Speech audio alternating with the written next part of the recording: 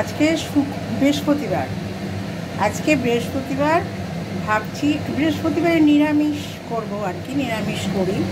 তা আজকে ভাবছি ঢ্যাঁড়স, যেটাকে অনেকে ভেন্ডি বলে, ঢ্যাঁড়স পোস্ত খুব ভালো লাগে খেতে, অসাধারণ লাগে। কিন্তু না, ঢ্যাঁড়স দেখলে অনেকে পছন্দ করে না, অনেকে খায় না। কিন্তু আমি বলবো এইভাবে একবার রান্না করে দেখো, সবাই খাবে। খুব সুস্বাদু আর ভীষণ ভালো হয় খেতে। পোস্ত আগে আমিও করতাম, কিন্তু একটু অন্যরকমভাবে, মানে একদম জল পড়বে না। তা আজকে বৃহস্পতিবার নিরামিষ আইটেমের মধ্যে এটা একটা আইটেম রাখছি আমি, তাই ভাবলাম ঢ্যাঁড়স পোস্তটা তোমাদের সাথে একটু শেয়ার করি। ঢ্যাঁড়স পোস্ত বানাবার আগে না আমি সর্ষে তেল দিয়ে দিয়েছি কড়াইতে বেশ খানিকটা, গরম করার জন্য। আর ঢ্যাঁড়স না আগে তো ধুতে হয়, ধুয়ে ভালো করে ধুয়ে তারপরে কাটতে হয়। কেটে রেখেছি, মানে ধোয়া আছে। আর এখানে আমি ফোড়ন দেবো কালো জিরে আর 3টে কাঁচা লঙ্কা, আর একটু সামান্য লবণ দিয়েছি বাটার মধ্যে, তাহলে বাটনাটা খুব ভালো হয়। আর পোস্ত এটা দিয়ে আমি বেটে রেখেছি, এই যে মিহি করে দেখো। এরপরে আমি কি করব, একটু কালো জিরে ফোড়ন দেবো, দিয়ে দিলাম। ব্যাস, ফোড়নটা বেশ ভালো গন্ধ বেরাবে। ফোড়নটা ভালো গন্ধ বেরালে এবার আমি কি করব, ফোড়নটা কিন্তু ভালো গন্ধ বেরিয়ে গেছে। এবার আমি এর মধ্যে ঢ্যাঁড়সটা দিয়ে দিই। এবার কেটে ধুয়ে কেটে রাখা ঢ্যাঁড়সটা দিয়ে দিলাম। ঢ্যাঁড়সটা আমি একটু ভাজা ভাজা করবো, হ্যাঁ, একটু সামান্য ভাজা ভাজা করবো। একটু ভাজা ভাজা করতে থাকি। দেখো 2-4 মিনিট একটু নাড়াচাড়া করলাম। আমি নাড়াচাড়া করার সময় এর মধ্যে একটু লবণ আর একটু হলুদ দিয়েছি, আর কিছু দেয়নি কিন্তু এখনও। বেশি ভাজবো না, বেশি ভাজলে তো উপকারিতা নষ্ট হয়ে যাবে। এরপরে আমি পোস্তটা দিয়ে দেবো। পোস্ত না আমি একটু বেশিই দিয়েছি, আর একটা গোটা লঙ্কা। পোস্তটা দিয়ে একটু নাড়াচাড়া করি, পোস্তর কাঁচা গন্ধটা চলে যাবে। এবার গ্যাসটাকে মিডিয়ামে করে দিলাম, একটু পোস্তটা ভাজা ভাজা হোক, তাহলে কাঁচা গন্ধটা বেরিয়ে যাবে। একটা কাঁচা গন্ধ থাকে না, তো সবসময় ভালো লাগে না। দেখো পোস্তটা না ভাজা ভাজা হয়েছে, খানিকটা ভাজা ভাজা হয়ে গেছে।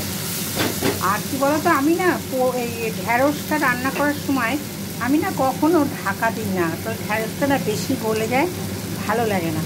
বেশি এরকম সোজা সোজা থাকবে ঢ্যাঁড়স না, বেশি গলে গেলে একদম সেদ্ধ খাওয়াটা অন্য ব্যাপার, রান্নার সময় বেশি গলে যাওয়া একদমই ভালো লাগে না, মানে আমাদের ভালো লাগে না। এইভাবে করে দেখবে, যে খায় না সেও খাবে। আচ্ছা, এইবারে আমি গ্যাসটাকে একটু বাড়িয়ে দিই।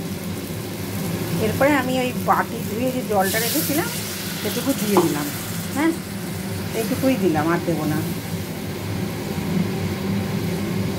অল্প সামান্য হলুদ দিয়েছি, পোস্ততে তো বেশি হলুদ যায় না, পোস্ত একদম করে না। আচ্ছা, এবার একটু চিনি দেবো, দিলাম। ঢাকা দেবো না, কিন্তু একদমই ঢাকা দেবো না। আর পোস্তটা এইভাবেই রান্না করি, তাহলে বেশি গলে গেলে ভাল লাগে না। ব্যাস, এইভাবে একটু রান্না হতে থাক, হ্যাঁ, গ্যাসটাকে মিডিয়াম ফ্লেমে করে রান্না হোক ওর মতো। দেখো ওই 7 থেকে 8 মিনিট মতো আমি মিডিয়াম ফ্লেমে এটাকে রান্না করলাম। রান্না করার পরে দেখো হলুদ খুব সামান্য দিয়েছিলাম, কিন্তু খুব সাদা লাগছে না। অ্যাকচুয়ালি না, এই যে ঢ্যাঁড়সটা বা পোস্তটা হলুদকে খুব কম অ্যাবজর্ব করে, যেন কম দিতে হয় মানে তোমরা সবাই নিশ্চয়ই জানো। আমি কীভাবে করছি সেটাই তোমাদের সাথে শেয়ার করছি। দেখো ঢ্যাঁড়সটাও সেদ্ধ হয়ে গেছে। আর ঢ্যাঁড়স তো আমি ঢাকা দিই না, এমনি সোজা সোজা একটু থাকবে, দেখতে ভালো লাগে। বেশি গলে গেলে না ভালো লাগে না, খেতেও ভালো লাগে না। ব্যাস, অলমোস্ট কিন্তু হয়ে গেছে, হ্যাঁ। আচ্ছা, এবারে আমি একটু সব পোস্ততেই আমি কী করি, একটুখানি সর্ষের তেল দিয়ে দিই, তাহলে কি হয়, একটা আলাদা স্বাদ এনে দেয়, আলাদা মাত্রা আনে স্বাদে। ব্যাস, এইভাবে তোমরা একদিন করে খেও। তোমরা তো করো, মানে এইভাবে করেও ঢাকা দিয়ে আস্তে আস্তে করে দেখবে অসাধারণ খেতে হবে। আর আমি তো খাবো, তোমরা অসাধারণভাবে একদিন খেয়ে দেখো। আর যদি তোমার মনে হয় সেই খাবারটা খেয়ে যে খুব ভালো টেস্ট হয়েছে, তাহলে আর রান্না করতে তো খুব সামান্য টাইম লাগে, তাহলে তোমরা কিন্তু আমার এই ভিডিওটাকে শেয়ার করে দিও। আর যারা এখনও শেয়ার করোনি তারা শেয়ার করবে, সাবস্ক্রাইব করবে, লাইক করবে। হ্যাঁ, সাবধানে থেকো, ভালো খাও, সুস্থ থাকো। ঠিক আছে, রাখছি। হ্যাঁ।